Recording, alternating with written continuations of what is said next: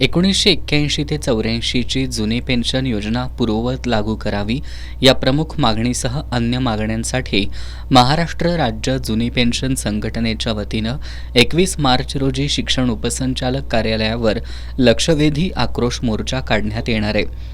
दुपारी 1:30 वाजता town hall इथून या मोर्चाला सुरुवात होणार आहे, अशी माहिती संघटनेचे जिल्हाध्यक्ष मंगेश धनवडे यांनी दिली.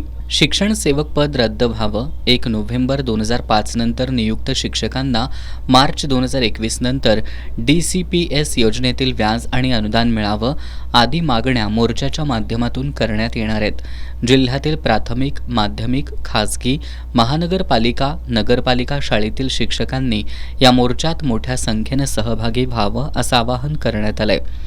पत्रकार बैठकीला बालाजी पांढरे, अमर वरुटे, संतोष गायकवाड, मारुती फाळके, आरती पोवार, BL कांबळे, लक्ष्मण घावटे, विवेकानंद पांचाळ आदी उपस्थित होते.